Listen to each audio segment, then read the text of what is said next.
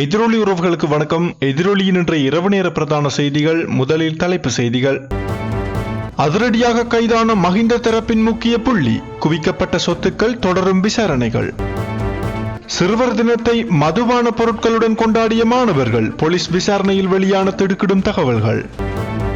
விடுதலை புலிகளின் கொடியுடன் காணியொன்றில் இருந்து மீட்கப்பட்ட வெடிபொருட்கள், சந்தேகம் வெளியிட்டுள்ள போலீசார். மஹிந்தவிற்கு எதிராக அனுர அரசாங்கம் எடுக்கும் அதிரடி நடவடிக்கை, வெளியிடப்பட்ட முக்கிய அறிவிப்பு. தங்காலையில் மீட்கப்பட்ட பெருமளவிலான போதைப்பொருள் விவகாரம், மற்றும் ஒருவர் அதிரடியாக கைது, போலீசாரின் விசேட நடவடிக்கை. ஜேவிபியினருக்கு நீதி, தமிழீழ விடுதலை புலிகளுக்கு அநீதி, அதிரடி கேள்விகளை முன்வைத்த அர்ச்சுனா. இனி பொலித்தீன் பைகள் கடைகளில் இலவசமாக வழங்கப்படாது, அரசாங்கம் வெளியிட்டுள்ள விசேட வர்த்தமானி. பெண்ணொருவரின் வங்கி கணக்கை சோதனை செய்த போலீசாருக்கு காத்திருந்த அதிர்ச்சி, திடீரென தலைமறைவான பெண், விசாரணைகள் தீவிரம். இதுபோன்ற செய்திகளை உடனுக்குடன் அறிந்து கொள்ள நமது எதிரொலி சேனலை சப்ஸ்கிரைப் செய்து இணைந்திருங்கள். தொடர்பான விரிவான செய்திகள்.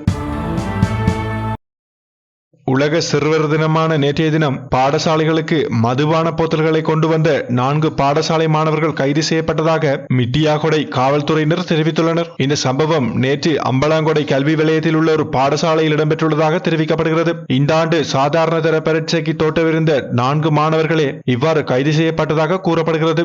விசாரணைகளில் சம்பவத்திற்கு முந்தைய நாள் ஹிக்கடுவில் உள்ள ஒரு உள்ளூர் மதுபான கடையில் இருந்து வாங்கிய மது போத்தல்களில் இருந்த மதுவை தண்ணீர் போத்தல்களுக்கு மாற்றிக்கொண்டு வந்தமை கண்டறியப்பட்டுள்ளது. இதனைத் தொடர்ந்து குறித்த நால்வரையும் காவல்துறையினர் கடுமையான எச்சரிக்கைகளுடன் நேற்று பெற்றோரிடம் ஒப்படைத்தனர். அத்துடன் பெற்றோரின் சம்மதத்துடன் நால்வரும் சம்பந்தப்பட்ட பாடசாலைகளில் இருந்து விலக்கிக் கொள்ளப்பட்டுள்ளதாகவும் ஊடகங்கள் செய்தி வெளியிட்டுள்ளன. சம்பவம் தொடர்பான மேலதிக விசாரணைகளை மிட்டியாகோடை போலீசார் மேற்கொண்டு வருகின்றனர். முல்லைத்தீவு புதுக்குடியிருப்பு தேவிபுரம் பகுதியில் அமைந்துள்ள காணியொன்றில் இருந்து வெடிபொருட்களும் தமிழீழ விடுதலை புலிகளின் அமைப்பின் கொடியும் கண்டுபிடிக்கப்பட்டுள்ளன. அதன்படி குறித்த காணியில் இருந்து ஆர்பிஜி தோட்டா, மோட்டார் தோட்டா மற்றும் விடுதலை புலிகள் அமைப்பின் கொடி ஆகியவை கண்டுபிடிக்கப்பட்டுள்ளதாக காவல்துறை தெரிவித்துள்ளது. காணி உரிமையாளர் தனது காணியில் பயிர் செய்கைக்காக துப்புரவு பணிகளை மேற்கொண்ட போதே இந்த வெடிபொருட்களும் கொடியும் வெளிச்சத்திற்கு வந்துள்ளன. இது தொடர்பில் உடனடியாக புதுக்குடியிருப்பு காவல்துறையினருக்கு தகவல் வழங்கப்பட்ட நிலையில் அவர்கள் சம்பவ இடத்திற்கு சென்று குறித்த ஆயுதங்களையும் கொடியையும் பறிமுதல் செய்தனர். உள்நாட்டு யுத்தத்தின் போது இந்த வெடிபொருட்களும் கொடியும் விடுதலை புலிகள் அமைப்பினரால் புதைத்து மறைக்கப்பட்டிருக்கலாம் எனவும் காவல்துறையினர் சந்தேகம் வெளியிட்டுள்ளனர். இந்த நிலையில் முல்லைத்தீவு நீதவான் நீதிமன்றத்தின் உத்தரவின் பேரில் காவல்துறை விசேட அதிரடி படையினர் வெடிகுண்டு செயலிழப்பு பிரிவினரால் இந்த வெடிபொருட்கள் செயலிழக்கப்பட்டதாகவும் தெரிவிக்கப்பட்டுள்ளது. மேலும் குறித்த சம்பவம் தொடர்பான மேலதிக விசாரணைகளை புதுக்குடியிருப்பு காவல்துறையினர் மேற்கொண்டு வருவதாகவும் குறிப்பிடப்பட்டுள்ளது.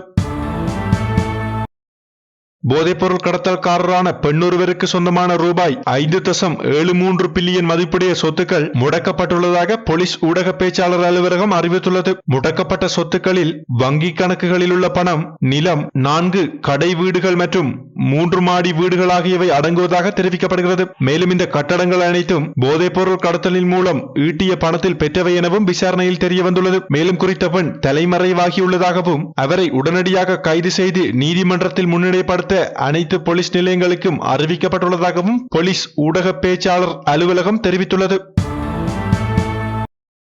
தங்காலை சினிமோதர பகுதியில் 3 லொரிகளில் இருந்து கைப்பற்றப்பட்ட மிகப்பெரிய அளவிலான போதைப்பொருள் தொகையுடன் தொடர்புடைய மேலும் ஒருவரை தங்காலை போலீஸ் பிரிவு குற்றப்புலனாய்வு பிரிவினர் கைது செய்துள்ளனர். பெலியட்டா சனா என அழைக்கப்படும் இவர் நேற்று கைது செய்யப்பட்டதாக போலீசார் தெரிவித்துள்ளனர். சமீபத்தில் சினிமோதராவில் 3 லொரிகளில் மறைக்கப்பட்டு வைத்திருந்த 700 கிலோ ஹெரோயின் மற்றும் ஐஸ் ஆகியவற்றை போலீசார் பறிமுதல் செய்திருந்தனர். இந்த போதைப் பொருட்கள் வெளிநாட்டில் இருந்து நாட்டிற்கு கடத்தப்பட்டு உள்நாட்டு விநியோகத்திற்கு தயாராகி இருந்தது எனவும் தெரிய வந்துள்ளது. மேலும் இந்த போதைப் பொருள் சரக்கு வெளிநாட்டைச் சேர்ந்த உணகுருவ சார்ந்த என்ற கடத்தல்காரருக்கு சொந்தமானது என்றும் விசாரணைகள் காட்டுகின்றன. இந்நிலையில் பூமில்டனா என அழைக்கப்படும் முக்கிய சந்தேக நபரின் நெருங்கிய கூட்டாளியாக கருதப்படும் பெலியட்ட சனாவின் கைது விசாரணைகளில் முக்கிய முன்னேற்றமாக கருதப்படுகிறது. அதேவேளை போதைப் பொருள் பதுக்கி வைக்க பயன்படுத்தப்பட்டதாக கூறப்படும் மற்றும் ஒரு வீடும் போலீசாரால் கண்டுபிடிக்கப்பட்டுள்ளது. தங்காலை மரக்கொல்லியாவில் அமைந்துள்ள இந்த வீடு போதைப் பொருள் மறைப்புக்காகவே பயன்படுத்தப்பட்டதாக விசாரணைகள் தெரிவிக்கின்றன. இந்நிலையில் நாட்டில் நடைபெறும் அனைத்து போதைப் பொருள் கடத்தல் மற்றும் தொடர்புடைய குற்றச்செயல்கள் விரைவாகவும் தீர்க்கமாகவும் கையாளப்படும் எனவும் பிரதி அமைச்சர் மஹிந்த ஜெயசிங்க வலியுறுத்தியுள்ளார்.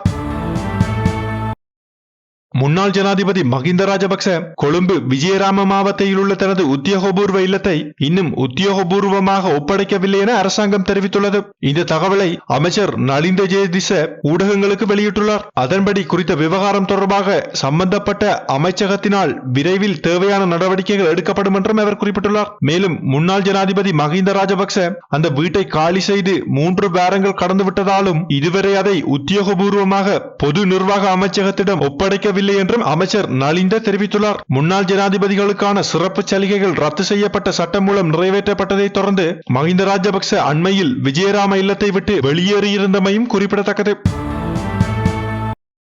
எதிர்வரும் நவம்பர் மாதம் முதல் பொருட்கள் கொள்வனவின் போது பொலித்தீன் பைகள் இலவசமாக வழங்குவதை தடுக்கும் வகையில் வர்த்தமானி ஒன்று வெளியிடப்பட்டுள்ளது. இந்த அறிவிப்பு நுகர்வோர் அலுவல்கள் அதிகார சபையினால் வெளியிடப்பட்டுள்ளது. வர்த்தமானியின்படி பொலித்தீன் பைகளுக்கு அறவிடப்படும் தொகை நுகர்வோருக்கு வழங்கப்படும் பற்றுச்சீட்டில் தெளிவாக குறிப்பிடப்பட வேண்டும். அதே சமயம் பொலித்தீன் பைகளின் விலையை விற்பனை நிலையங்களில் வெளிப்படையாக காட்சிப்படுத்தப்பட வேண்டும் என்றும் அறிவுறுத்தப்பட்டுள்ளது. பொருட்கள் கொள்வனவின் போது பொலித்தீன் பைகள் இலவசமாக வழங்குவதை தடுக்கும் வகையில் இதற்கான வர்த்தமானி அறிவித்தல் ஒன்று விரைவாக வெளியிடப்படும் என சுற்றாடல் அமைச்சர் உள்ளிட்ட பிரதிவாதிகள் நீதிமன்றத்தில் அறிய வைத்துள்ளனர். பொலித்தீன் பயன்பாடு சுற்றுச்சூழலுக்கு தீவிரமான பாதிப்புகளை ஏற்படுத்துவதால் அதன் பயன்பாட்டை கட்டுப்படுத்துவதற்கான திட்டத்தை நடைமுறைப்படுத்திட வேண்டும் என கோரி சுற்றுச்சூழல் நீதிக்கான மையம் தாக்கல் செய்த அடிப்படை உரிமை மனு விசாரணைக்கு எடுத்துக் கொள்ளப்பட்ட போது இந்த விடயம் வெளிப்படுத்தப்பட்டுள்ளது.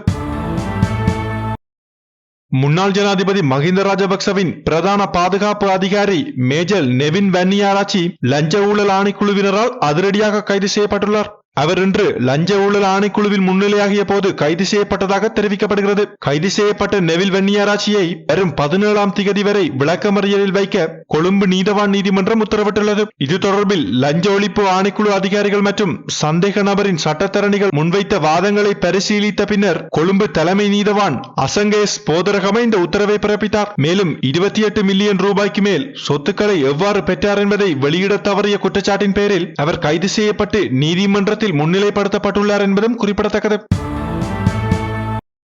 அரசாங்கத்திற்கு எதிராக போரிட்ட 2 குழுக்களில் ஒரு குழுவுக்கு மட்டும் ஏன் அநீதி இழைக்கப்பட்டது? ஜேவிபியை தடை செய்தார்கள், ஆனால் தடை நீக்கப்பட்டது.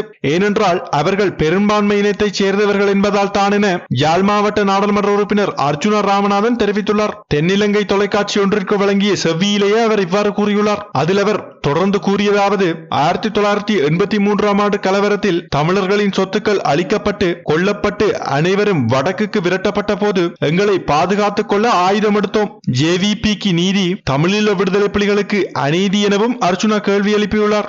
ஆயுதமேந்தி போராடிய ஜேவிபியினர் பயங்கரவாதிகள் அல்ல, நாங்கள் மட்டும் பயங்கரவாதிகளா? ஒரே நாட்டில் ஏன் இவ்வாறு வேறுபாடுகள்? இங்கேதான் தமிழ் சிங்கள பிரச்சனை தோன்றுகிறது. சம்பவங்களை நாம் பார்க்கும் நோக்கில்தான் பயங்கரவாத கோணங்கள் தோன்றுகிறது. செம்மணி மனித புதைகுழியில் கைக்குழந்தைகளின் எலும்புக்கூடுகள் கண்டுபிடிக்கப்பட்டன. அப்படியானால் கைக்குழந்தைகள் ஆயுதமேந்தி போராட்டம் செய்தார்களா? தமிழீழ விடுதலை புலிகள் செய்ததெல்லாம் சரி என்று நான் சொல்ல மாட்டேன். யுத்தம் நடைபெறும் போது இரு பக்கமும் தவறுகள் ஏற்படலாம், அதை நான் ஏற்றுக்கொள்கிறேன். நாட்டின் சட்டத்திற்கு உட்பட்டு தமிழீழ விடுதலை புலிகள் அமைப்பை தடை செய்தாலும் மக்களின் மனதில் இருப்பதை தடுக்க முடியாது. நான் உண்மையை உரைப்பதால் தான் மக்கள் என்னை விரும்புகின்றனர். எனக்கு தமிழீழ விடுதலை புலிகளின் தேசிய தலைவரை கடவுளாக வணங்க முடியும், மற்றவரின் கடவுளையும் மதிக்க தெரியும் என்றும் குறிப்பிட்டுள்ளார். இத்துடன் எதிரொலியின் இன்றைய இரவு நேர பிரதான செய்திகள் நிறைவடைகின்றன. இன்றைய இரவு நேர செய்தி தொடர்பான உங்களுடைய கருத்துக்களை கீழே பதிவிடுங்கள். மேலும் இது போன்ற செய்திகளை உடனுக்குடன் அறிந்து கொள்ள நமது எதிரொலி சேனலை சப்ஸ்கிரைப் செய்து இணைந்திருங்கள்.